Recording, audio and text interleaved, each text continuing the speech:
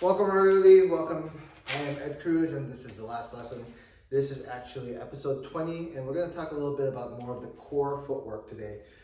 Core footwork in the sense that there's a total of a certain amount of footwork, 15 footwork, but out of those 15, I consider it core as far as the motions that you do more often than not. Okay, in reality, the main thing is basically shifting, which helps your development as far as your overall footwork. But as far as, for example, bracing, 4-step, 3 angles and stuff like that, those are more common things that you'll do. In the bigger perspective of the thing, all the footwork is important to know, but you know how I always tell you to focus on basics, and then from there you work your way to more techniques. So in other words, if you start from the very beginning, which is stance, shift, and then the core footwork, and then all the footwork in general, okay? So I'm gonna go over the footwork then, that I believe are the core footwork. Hopefully you can see everything. From this perspective, we're gonna talk first. Let me demonstrate it first, and then you can follow along with me as I go into detail with it. We have the basic forward step, and then we have backward step.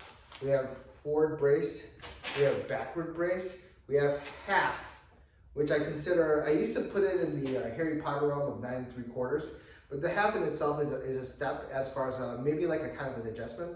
So we'll call this half step leading to 3 angle step, right? And then step slide, 180, and then shift, okay? So, what was that? I think that's a total of 9 footwork. Let me do the count again, and then you can count along with me. So you have, from here, you can, different ways to practice this too. You can have the hands up, or here on the side, or me, I just have it down right now, or in my pocket. So 1 is forward step, 2, forward brace, backward step, 3, forward brace, 4, backward step, 5, half, 6, 3 angle step, step slide, 180, and then turn. Okay, oh frick. I totally lost count. I gotta get rid of my Asian card. I can't even keep count this. All right, let me keep count this time. Let's try one more time. So 1, forward step, 2, backward step, 3, forward brace, 4, backward brace, 5, half, 6, that's what I got. 6 is 3 angle step, 7, step slide, 8, 180, 9, turn. So 9 total, as I originally said. So if you look at these footworks in general, what these footworks basically says, or practice-wise, 2 things I want you to stress about this is the pattern in itself is just to help you basically memorize, right? It's like in the beginning when you learn, you work on stance, shift, and then you learn the individual footwork. Day 1, I'll work on forward step, backward step. You work it out individually, and then you can eventually assemble it in an assembly. The reason I have it in this pattern is 1, yes, it helps you put everything together. 2, it gives you not a pattern it does help you to memorize, but not to be like, okay, I gotta know this by heart and so forth. It helps you to collect all the footwork together and then group it into one. Okay, so for example, you're working on forward step. You have one of the main cores there. Backward step is complete opposite of each other, and then you have forward brace, right? And then backward brace, right? Opposite of each other. You have the half, and then the 3 angle. The 3 angle is basically the forward step, but a bigger circle step involved. The step slide, maintenance step. The circle, 180, right? 180 is for multiples, and the shift is basically your core footwork that you have all in all. As far as practicing, right? If I was to stress how to practice this does have a good balance of it as far as going forward, back, and a mixture, right?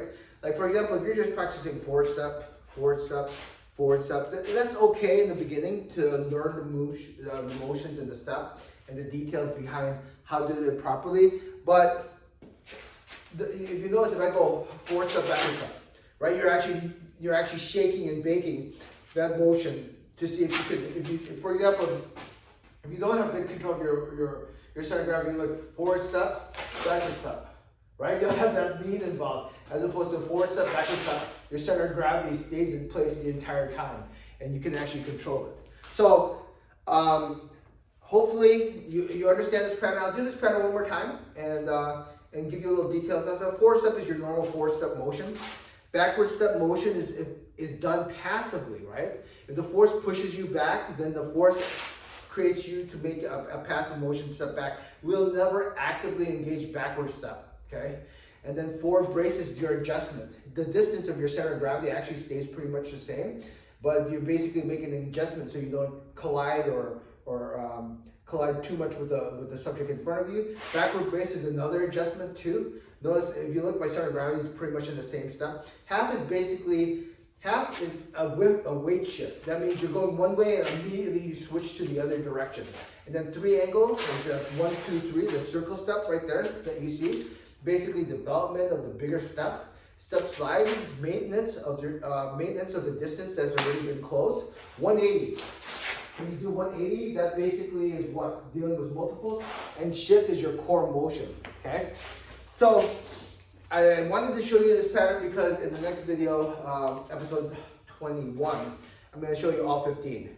But this in itself is one core collective, okay? All right.